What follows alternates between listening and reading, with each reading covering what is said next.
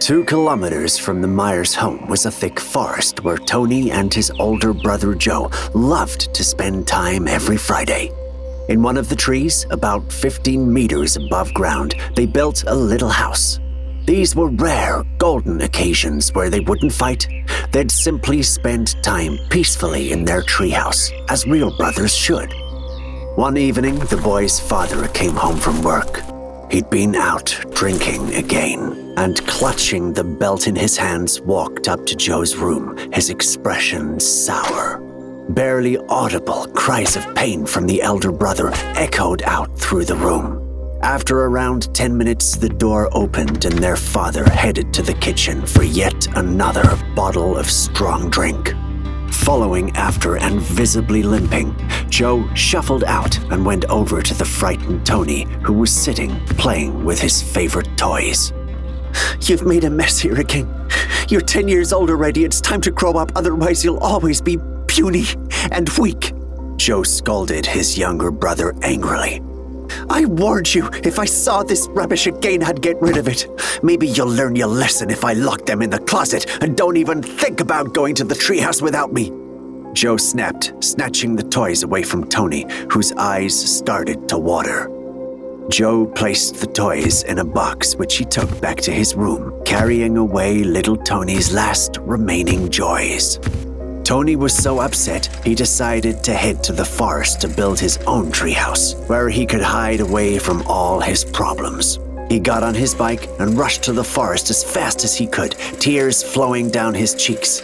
Having to part ways with his friends was devastating.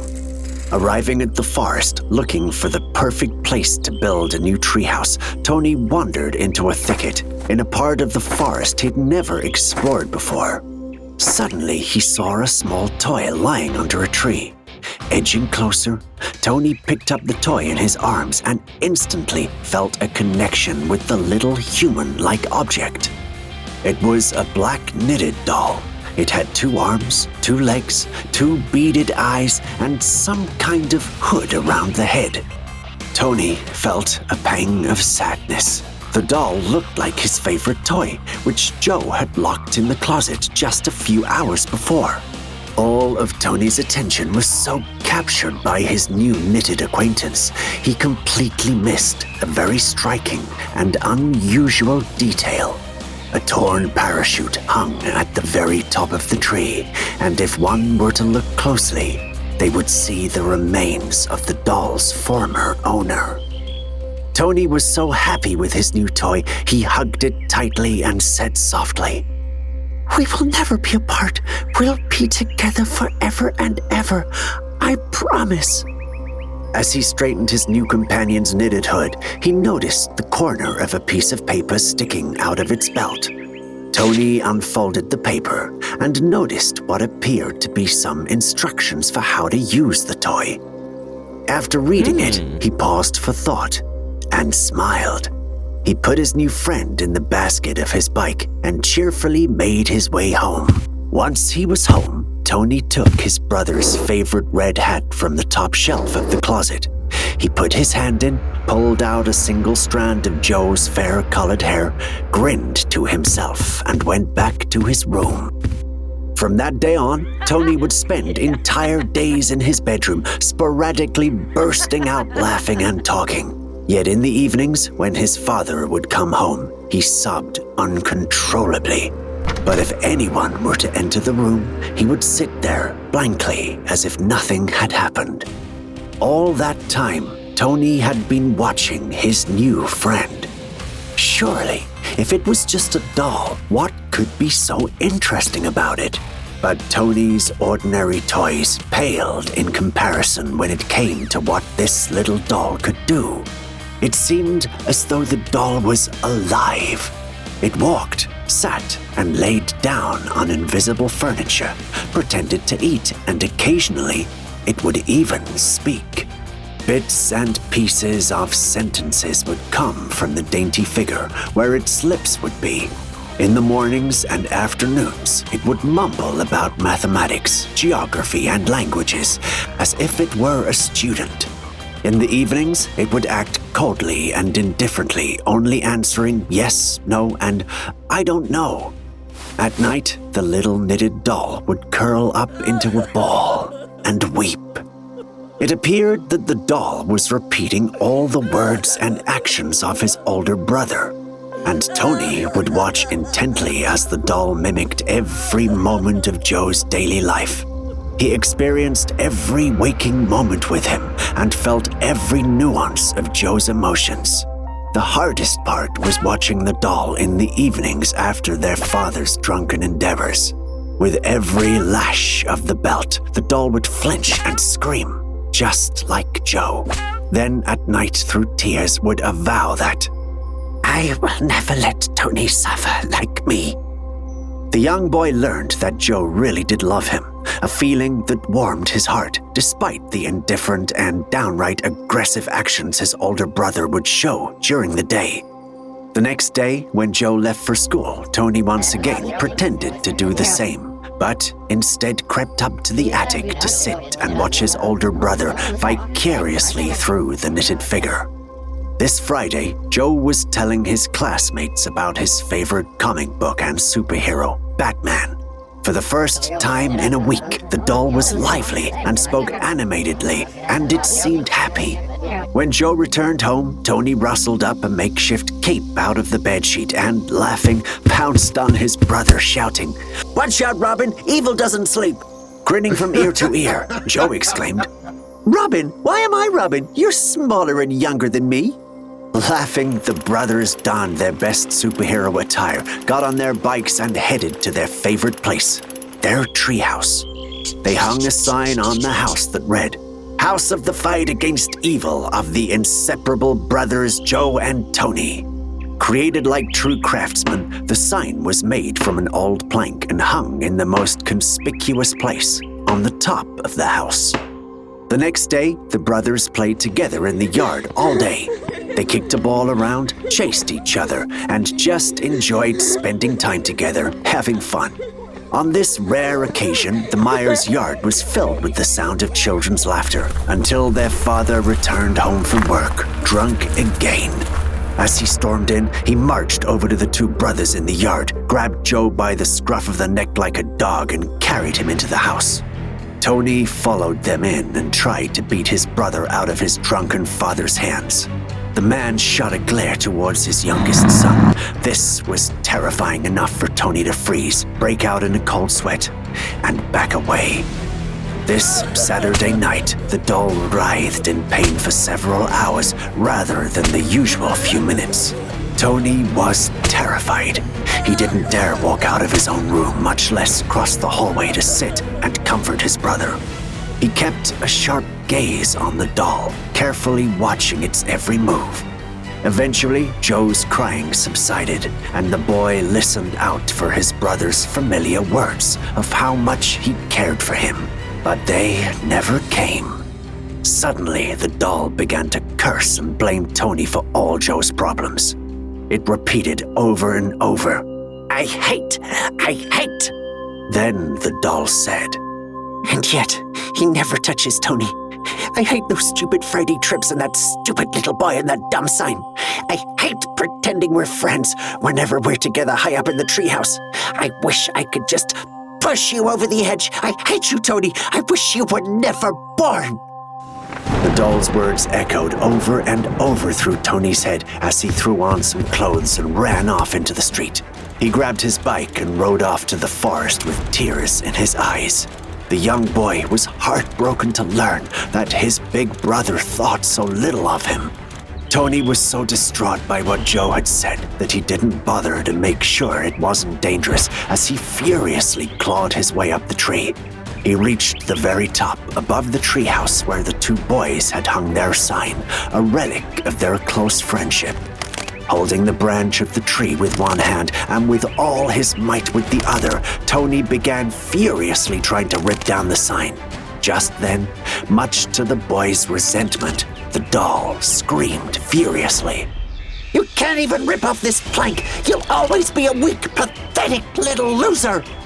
Angrily, Tony snatched the doll out of his pocket and threw it away from him, down to the forest floor. The plank remained stuck and stubbornly refused to budge. Blind rage then awakened raw strength in Tony. He jerked his hand and the plank was immediately ripped away, and the boy struggled to get his balance. As he desperately tried to steady himself, a dry branch cracked under Tony's foot. In the split second before he had time to grasp onto another branch, the one holding his weight shattered and Tony fell down, his body striking against the tree's branches. A dull thud echoed, and just for a moment reverberated through the forest floor and the foliage of the trees. A small object, no more than 20 centimeters long, rolled off the boy's lifeless body. It had 2 arms, 2 legs, and 2 beady eyes. The Myers brothers' tragic story has once again made it clear to the Foundation that SCP-693 is an extremely dangerous object in the hands of an unsuspecting human. SCP-693, also known as the Knotty Stalker, is a series of 18-centimeter humanoid dolls, each one made of a single thread and onyx beads for eyes. Some dolls may have clothing, but that does not affect the properties of the object. In order for the object to begin manifesting itself, one has to put hair from the head of a living or dead person under one of the loops of the doll. This process is referred to as attunement. For 9 days, the tuned doll independently reproduces the movements and words of the person whose hair was threaded through its loop. After 9 days, SCP-693 begins to inaccurately reproduce speech and actions, misleading its owner. The nature of the inaccuracies vary from the color of the thread from which the doll is made. The object will always try to lead its owner to death, deliberately giving out false information and reproducing incorrect actions. To date, the Foundation knows of 4 colors of dolls with different characteristics. Red doll will try to anger its owner, making them angry and aggressive towards other people. Blue doll will drive its owner into depression, which can lead to suicide. Yellow doll will push its owner to commit acts of sexual violence. Black doll will involve its owner in increasingly life-threatening situations. This was the doll that appeared in the tragic story of the Myers family. When a SCP-693 doll reaches its goal and leads its owner to death, a new doll will appear on the body of the deceased. Instructions will appear on the doll's body where the factory congratulates the new owner on acquiring the Knotty Stalker and offers to find out what people close to them say about them in their absence. To do this, all that is needed is to place hair from the head of the desired person under one of the loops of the doll. One of the reports refers to an incident involving a Foundation junior researcher who returned an SCP-693 doll to a safe, forgetting to remove the hair from the doll. The next time Foundation personnel opened the safe, they were dumbfounded. The tuned doll was crucified upside down on the wall of the safe, and the rest of the untuned dolls stood around it.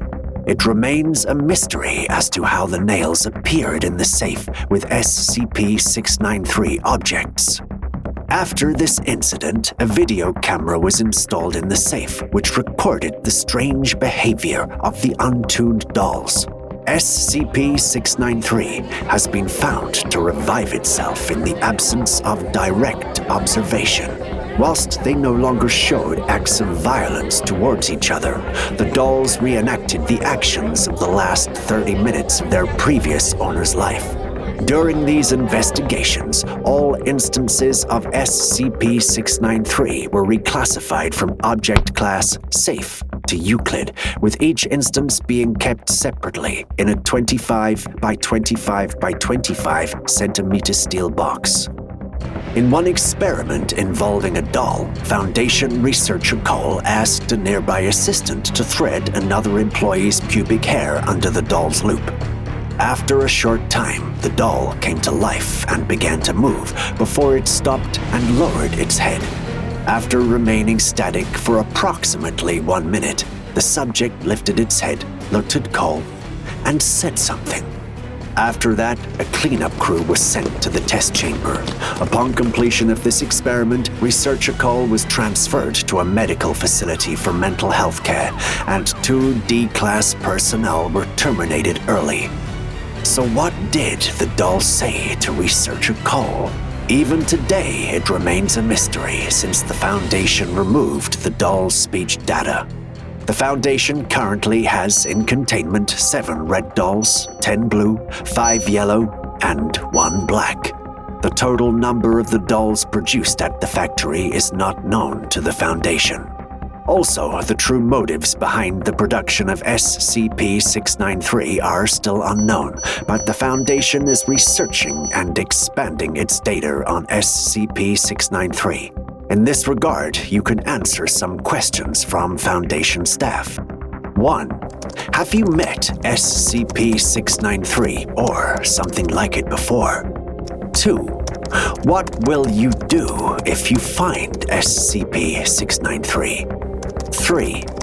Will you inform Foundation personnel about the circumstances surrounding the finding of SCP-693? You can type your answers in the comments below this video.